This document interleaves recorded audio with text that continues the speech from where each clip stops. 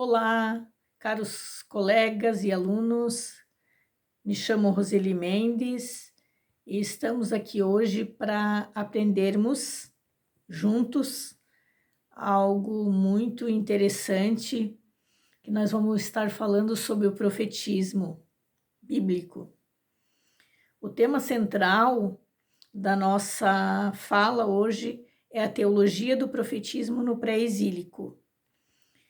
Os objetivos é compreender esse contexto no pré-exílico, analisar o perfil de cada profeta no mesmo e aplicar os ensinamentos desses profetas no pré-exílico e trazendo para a nossa vida contemporânea. O período pré-exílico, ele consiste no período anterior ao exílio da Babilônia. Com o declínio da monarquia de Israel em 722 e em 887, quando grande parte da população foi deportada para a Babilônia, terminando também o Reino do Sul e fazendo chegar ao fim da monarquia em Israel. Com relação à política e seus líderes, não confiavam nem se submetiam a Deus, mas sim a outras nações. E suas incompetências políticas foi a grande causa e o motivo da sua ruína para Judá e Israel. Além disso, a fé era facilmente abandonada e eles abraçavam a fé em deuses e adoravam a outros deuses, vindo assim a apostasia, bem como adotavam costumes idólatras, traziam de outras nações esse costume idólatras. Então eles tinham essa inclinação para estar se inclinando a outros deuses. Eles não tinham uma fé no Deus soberano, no Deus vivo. No contexto do profetismo, nota-se que a nação estava se autodestruindo, moral, social, econômica, política e principalmente a espiritual. Os profetas, diante deste cenário lastimável e caótico, apresentam um futuro nada promissor para Israel e seu povo, os quais sofreriam com a disciplina do Senhor. Em razão deste cenário, com os reis sacerdotes estavam corrompidos, o povo perdido sem direção. Este período nós podemos destacar com mais proeminência do profetismo em Israel, caracterizando a sua posição oficial, a sua autonomia e dependência do Estado e a religião judaica. Os profetas deste período são Oséias, Joel, Amós, Obadias, Jonas, Miqueias, Naum, Abacuque, Sinfonias e também Isaías. Os profetas estão subdivididos entre aqueles profetas que profetizavam, eles falavam, eles eram usados como se fossem a voz de Deus, para estar alertando, chamando a atenção do povo, das nações, porque havia muita corrupção, as coisas, as consequências, né, do pecado e também a questão até da autoconsciência de cada um que podia levar a vida que eles queriam, longe de Deus. E temos então o profeta Judá, Joel, Miqueias, Abacuque e Sinfonias, para Israel Amós e Oséias, e para outras nações Jonas, Naum, Assírias, Obadias e Edom. Para Judá, né, como Joel, né, Miqueias, Abacuque e Sinfonias, como destaca, né, esses profetas. Estes homens eram a voz de Deus. Eles eram a voz do povo. Eles falavam para Israel, por seus governantes e o povo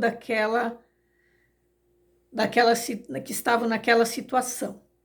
Tratava-se, pois, de homens piedosos, homens corajosos, que falavam com ousadia e autoridade, detetores de uma profunda visão espiritual, um zelo religioso, vigentes. Eles costumavam entrar em rota de colisão com os poderes políticos e religiosos da época.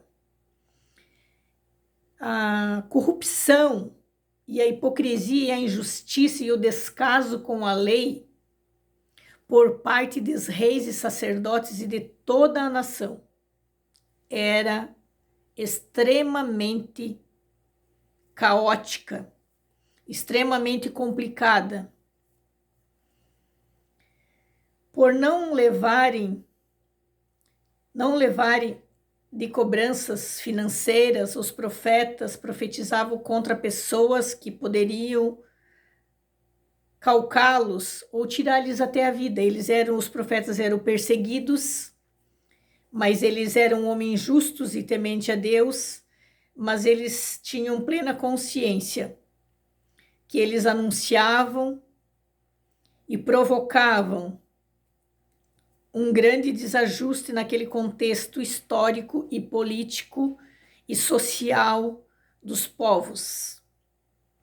Eles eram instrumentos de Deus para um povo que estava caminhando cada vez mais distante de Deus. Ao contrário daqueles pelos reis, estes profetas não serviam aos interesses políticos. E também o rei não conseguia manipular. Usava de muita manipulação, muitas coisas para desestruturar. Mas um dos profetas que eu gosto de vários profetas e tirei várias coisas, queria compartilhar com vocês. Obadias, ele trouxe uma mensagem de advertência para o povo de Edom. Joel, ele revela os desastres naturais que ocorriam para os pecados cometidos pelo Judá. Amós foi considerado contundente contra a idolatria, que o povo era idólatra. Os sacerdotes e reis e políticos não serviam e eles denunciavam essas injustiças que o povo passava, né? Então profetizaram quando vivia grande prosperidade oriunda e suborno, corrupção, injustiças contra a nação, contra advertências, e ensinavam o povo a buscar o arrependimento genuíno e também experimentar a misericórdia de Deus, que Deus é bom e misericordioso. Oséias ensinava que quando a apostasia provoca o juízo e a restauração é resultado direto do imensurável amor de Deus para com o seu povo. Jonas recebeu uma ordem de Deus para levar aos nínives, aos assírios, mas porém Jonas não desejava levar isso ao povo, porque ele achava que o povo não merecia ser perdoado. Miqueias profetizou a queda de Samaria pela Síria e o cativeiro de Jerusalém pela Babilônia, além da restauração de Judá. Então ele era um profeta que ele advertia os líderes de Israel e revelava, né, que Deus de Israel era uma divindade única que a nação deveria servir. Ele era o Senhor de toda a terra. Isaías pregou sobre uma importância e influência, a fidelidade no Senhor, mesclando a repreensão e anúncios de maldições pela infidelidade do povo com o conforto e a esperança pela restauração futura. Naum profetizou a punição da Síria por crueldade e anuncia a Nínive o juízo divino. Sinfonias relatou o respeito da destruição de Judá e das nações vizinhas e a restauração dos remanescentes. Abacuque reclamou a violência do litígio e a sentença distorcida, que ele disse que Deus usaria os babilônios para punir a nação. Também os profetas Obadias, julgamento sobre o povo de Edom e a restauração final, a punição. Joel, sobre o julgamento do Senhor e a salvação do dia do Senhor, sobre a conversão. Amós, julgamento de Israel por próximo devido à sua imoralidade e injustiça, fala de justiça social. Oséias, o amor leal de Deus, a fidelidade de Deus para com seu povo. Jonas, a misericórdia universal de Deus, misericórdia do Senhor. Miqueias, um caráter, fala de caráter do Senhor, como juiz justo, pastor e cuidado de Israel, o cuidado com o povo. Isaías fala sobre a salvação no Senhor, que todo povo, Deus deseja que ele seja salvo.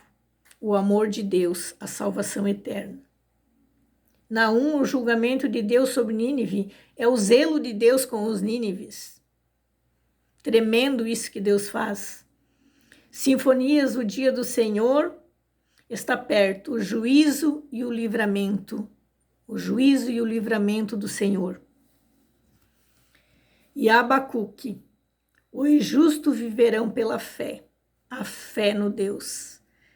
Nós não vivemos por vista, mas nós vivemos por fé.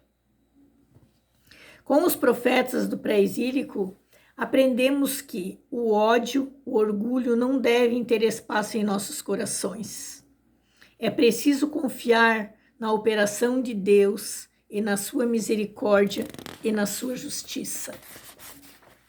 Através da misericórdia de Deus, nos mostra que, em havendo arrependimento sincero, até um criminoso mais cruel pode experimentar o perdão e o amor genuíno de Deus.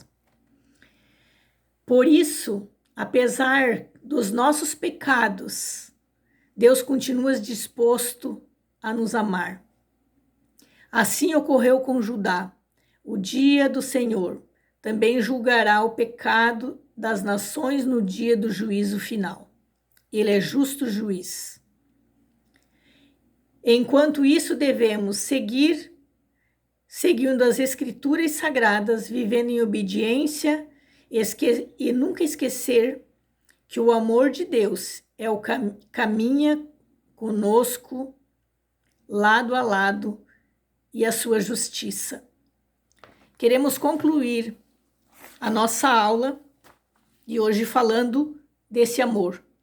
O amor de Deus é incondicional e ele relata esse amor, essa misericórdia, e também fala do juízo através dos profetas, naquele contexto